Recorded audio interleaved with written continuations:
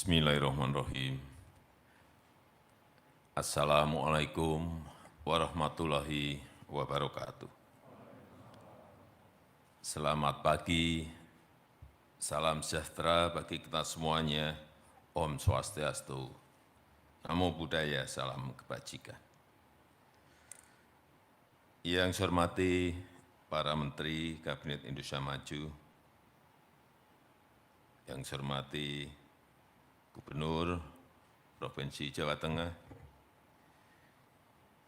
yang saya hormati pimpinan dan anggota Majelis Wali Amanat Universitas 11 Maret, yang saya hormati Bapak Rektor beserta seluruh jajaran Rektorat UNS,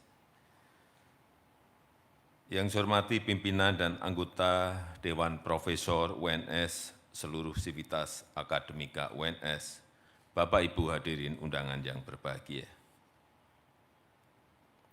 Pertama-tama kepada keluarga besar Universitas 11 Maret, saya mengucapkan selamat Disnatalis yang ke-46 dan terima kasih telah berperan sangat signifikan dalam pembangunan dan kemajuan masyarakat di Surakarta, di Jawa Tengah, dan di Indonesia.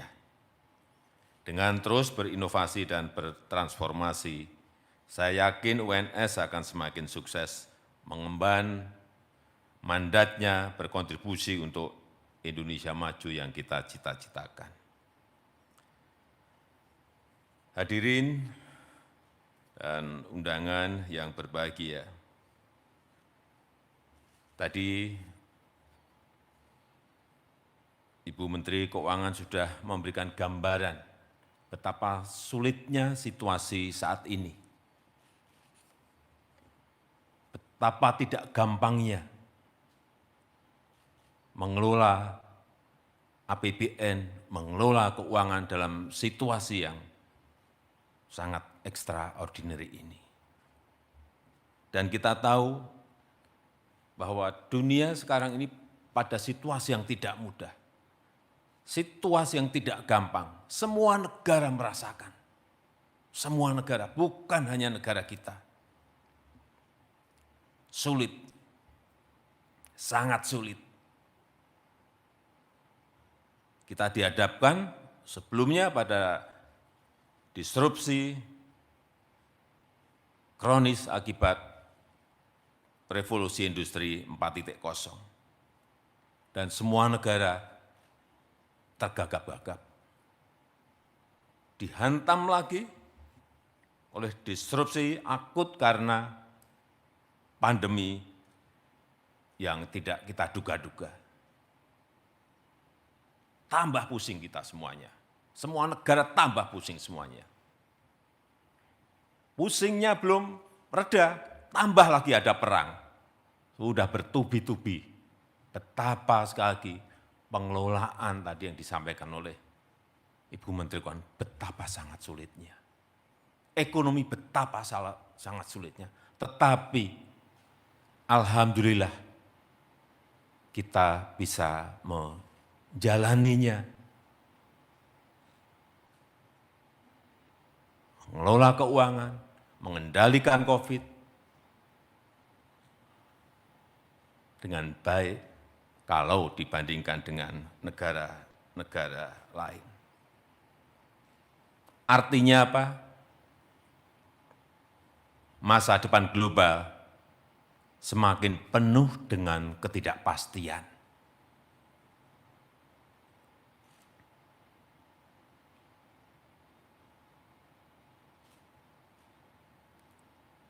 Dua hari yang lalu,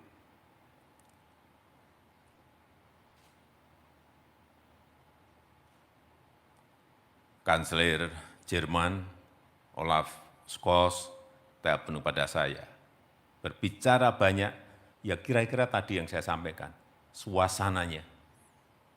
Kemarin telepon lagi siang, juga Perdana Menteri Kishida dari Jepang, menyampaikan hal yang sama.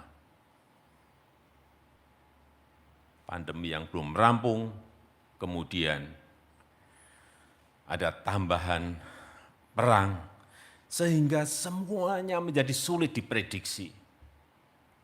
Sangat sulit diprediksi. Hal-hal yang dulu tidak kita perkirakan semuanya muncul semuanya. Kelangkaan energi.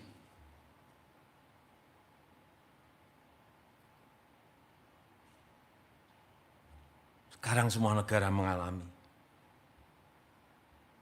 Tambah perang, harga naik. Lipat. Kita tahu 2020 minyak harganya hanya kira-kira 60-an. 60 dolar per barel. Hari ini kira-kira 115. Itu pun sebelumnya seminggu yang lalu dah di angka 130. 2 kali lipat. Semua negara harga jualnya ke masyarakat sudah naik juga. Kita di sini masih nahan-nahan. Bu Menteri saya tanya, gimana Bu? Tahannya sampai berapa hari ini? Kita nahan-nahan terus. Kelangkaan energi satu. Juga beberapa negara sudah mulai terjadi kelangkaan pangan. Food price, harga pangan dunia naik semuanya. Gandum naik, kita kena imbas, kedelai dunia naik. Tambah perang ini, gandum karena hampir 20% lebih gandum itu dari Ukraina dan Rusia, naik sangat drastis. Kalau dilihat angka-angka, waduh, di Rusia naik 12%, Amerika naik 6,9%, Turki 5,5%. Alhamdulillah kita masih di angka 3. Tapi sampai kapan kita bisa menahan seperti ini?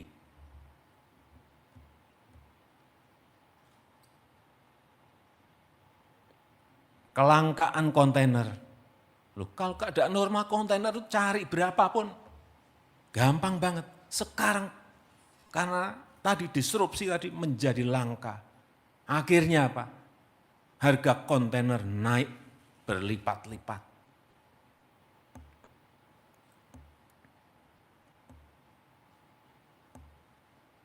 Dulu naik 2 kali, naik 3 kali, naik 4 kali, naik 5 kali. Artinya apa? Barang-barang logistik sampai ke konsumen pun karena terbebani oleh harga kontainer yang naik menjadi juga dibeli lebih mahal.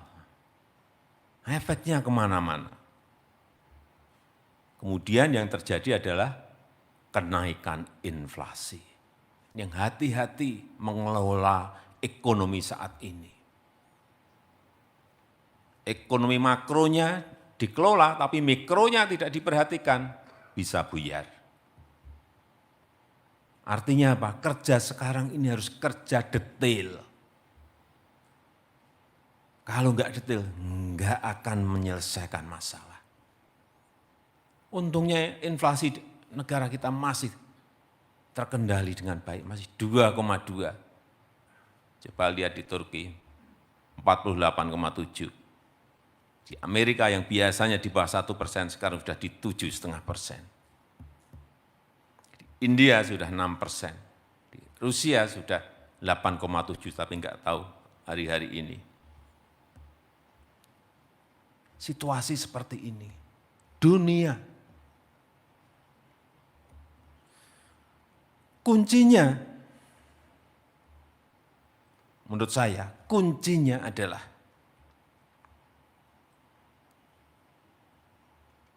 kecepatan berubah. Dan bisa memanfaatkan peluang-peluang yang ada. Ini yang akan kita lakukan.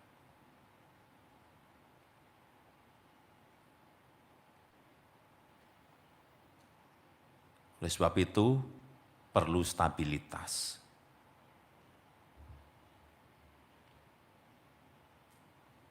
Yang kita lakukan, transformasi ekonomi. Dalam posisi seperti ini, keberanian transformasi ekonomi ini akan memberikan manfaat dan memberikan peluang jangka panjang kita akan menjadi lebih baik. Sudah sering saya sampaikan, karena kita sudah bertahun-tahun, berpuluh-puluh tahun, ratus tahun kita selalu ekspor yang namanya bahan mentah.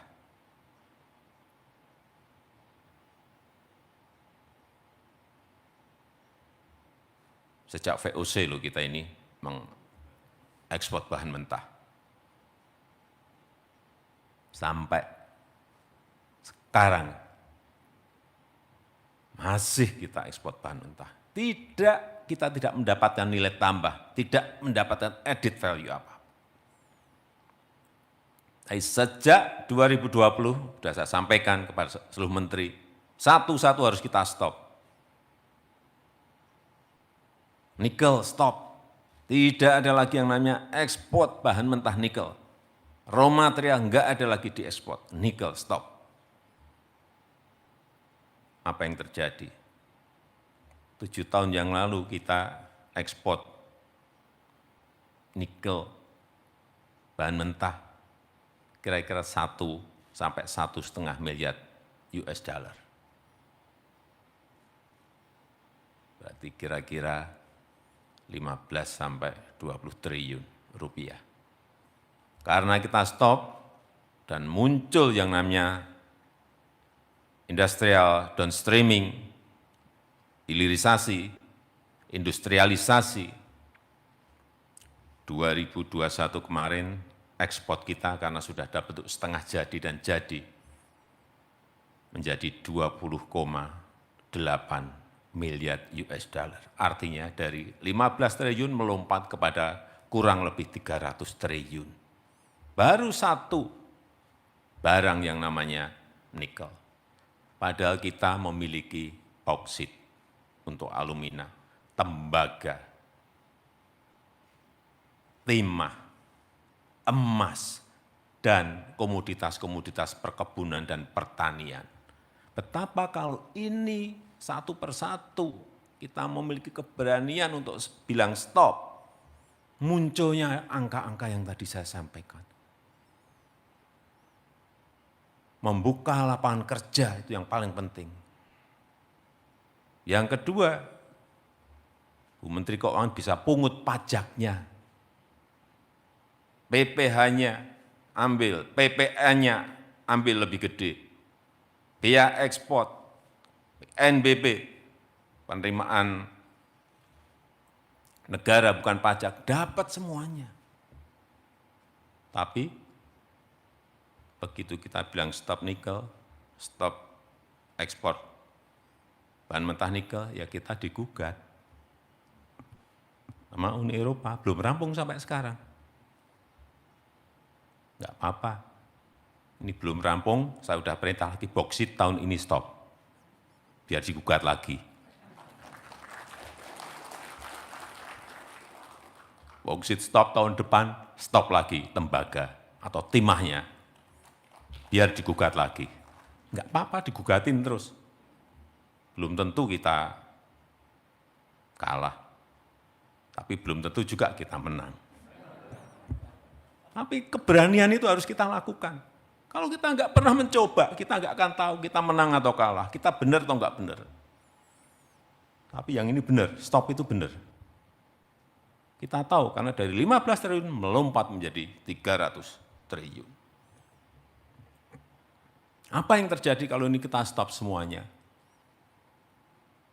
Investasi di dalam negeri akan naik tinggi sekali. Yang dari luar masuk juga ada capital inflow yang itu juga akan memunculkan nilai tambah yang luar biasa. Dan barang-barang seperti lithium baterai, EV baterai, kendaraan listrik, nanti sodium ion, semikonduktor, semuanya akan diproduksi di dalam negeri. karena bahan bakunya kita stop. Mereka, saya sampaikan saat G20 di Italia, Indonesia ini tidak tertutup, kita ini terbuka. Tapi industrinya jangan di tempatmu terus dong. Separuh bawa di Indonesia, atau semuanya bawa di Indonesia, kita terbuka. Bisa kamu kerjasama dengan BUMN kita, bisa kamu kerjasama dengan swasta kita, atau kamu sendirian juga enggak apa-apa. Tapi di Indonesia, enak banget kita storin mereka bahan bakunya. Nilai tambahnya bisa 14 kali sampai 20 kali lipat dari kalau kita hanya store material. Enak banget. Pajak mereka yang dapat, pembukaan lapangan pekerjaan mereka yang dapat, harus kita dapat apa? Ya, kita ditakut-takuti terus. Tak gugat di WTO, tak gugat di WTO. Gugatlah. Yang kedua, hilirisasi yang kedua, ekonomi hijau. Kekuatan kita ada di sini juga. Sebab itu harus kita bawa ke arah ekonomi hijau, karena kekuatan kita ada di sini. Karena energi hijau kita memiliki potensi yang juga tidak sedikit. Hydropower dari 4.400 sungai yang kita miliki. Geothermal 29.000 megawatt, di mana-mana ada. Angin kita punya, panas matahari kita ada. Arus gelombang bawah laut kita punya, panas permukaan laut kita memiliki. Sehingga produk yang dihasilkan nanti adalah produk hijau dari Indonesia yang memiliki nilai tambah yang lebih besar. Untuk menuju ke sini, apa yang harus kita siapkan? Yang kita ini harus habis-habisan dan secepat-cepatnya melakukan. SDM.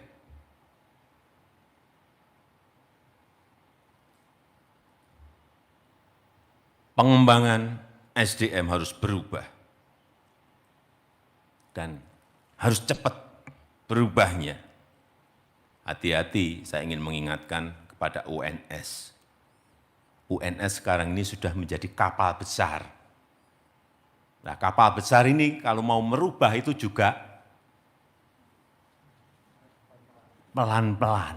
Padahal yang dibutuhkan adalah kecepatan. Kalau kapalnya masih kecil, belok langsung, gampang banget. Mahasiswa berapa Pak Rektor sekarang? 40.000. Ini sudah kapal induk. Gede banget, 40.000 itu gede banget. Hati-hati, kapal besar ini hati-hati. Bisa tidak lincah loh, tapi juga bisa lincah. Tergantung nahkodanya. Karena seperti yang tadi saya sampaikan, seluruh organisasi, termasuk lembaga pendidikan tinggi, termasuk universitas, harus lincah, harus cepat belajar dengan perubahan-perubahan yang ada, harus updated, harus.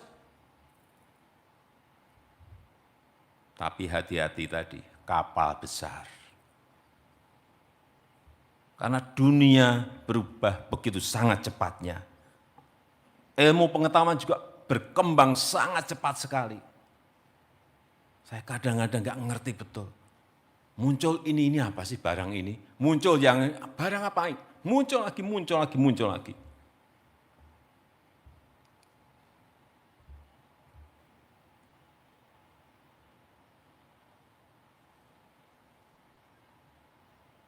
Sekali lagi, ilmu pengetahuan berkembang sangat cepat dan harus diikuti dengan program pendidikan yang dinamis, yang cepat. Risetnya juga harus cepat berubah sesuai dengan tantangan zaman yang ada. Kita ini berkejaran. Saya membayangkan kita ini hanya punya waktu urusan SDM untuk mengejar, itu hanya punya waktu 2 tahun. Kita berani berubah enggak dalam 2 tahun ini? Kalau enggak, nanti di dalam bonus demografi 2030-2035, habis kita kalau kita enggak cepat berubah.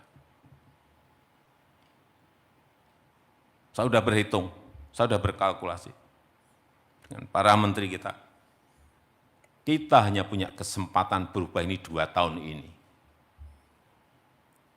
Karena muncul bonus demografinya nanti di 2030-2035. SDM digital, digital talent harus. Karena semua sekarang ini kejar-kejaran semua negara ke sini. Digital talent ini penting. AI, cloud computing, digital design, digital marketing, blockchain, semuanya. Barang ini apa? Barang ini harus kita miliki, SDM-SDM itu.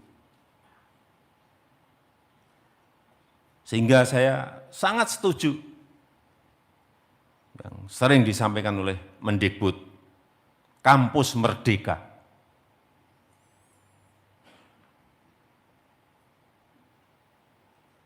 Mahasiswa bisa belajar di mana saja, kapan saja, dengan siapa saja. Kampus yang mengarahkan.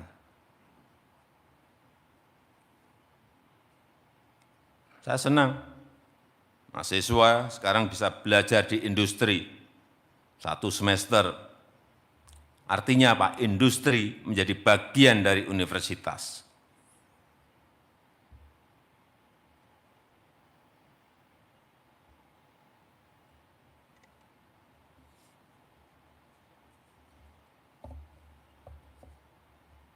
Ada matching fund yang dibiayai oleh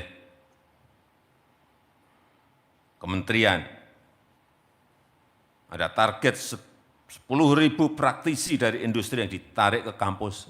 Ini nanti akan men-trigger perubahan-perubahan itu.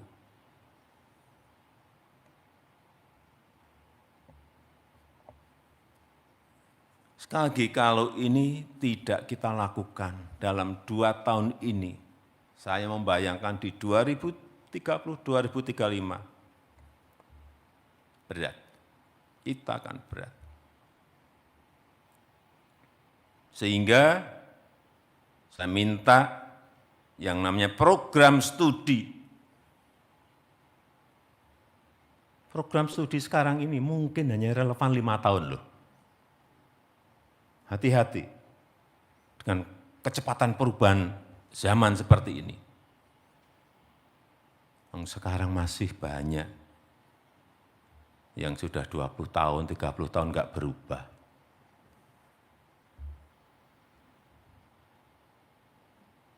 Bisa saja sebuah ilmu relevan untuk semester ini, semester depan sudah enggak relevan lagi. Bisa karena perubahan-perubahan yang cepat tadi.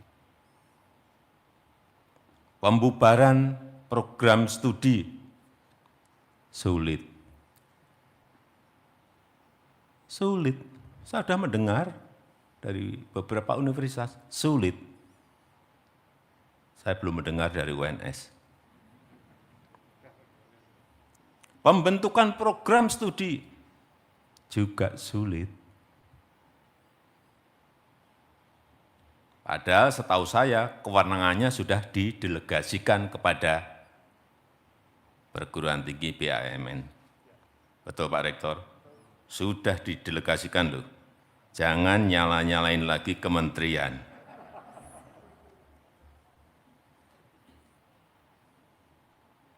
Pusat studi yang ada di kampus-kampus, hati-hati.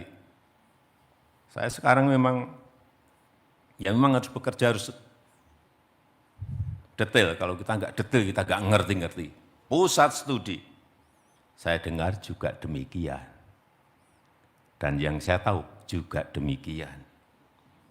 Yang lama tidak dibubarkan, yang sudah jadul tidak dibubarkan, yang baru juga enggak dibentuk.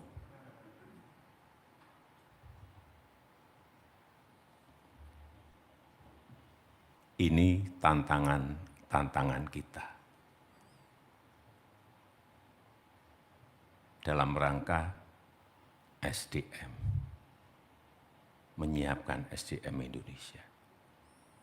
Saya rasa itu yang bisa saya sampaikan pada kesempatan yang baik ini. Sekali lagi, selamat Dies Natalis ke-46. Terima kasih, saya tutup. Wassalamu'alaikum warahmatullahi wabarakatuh.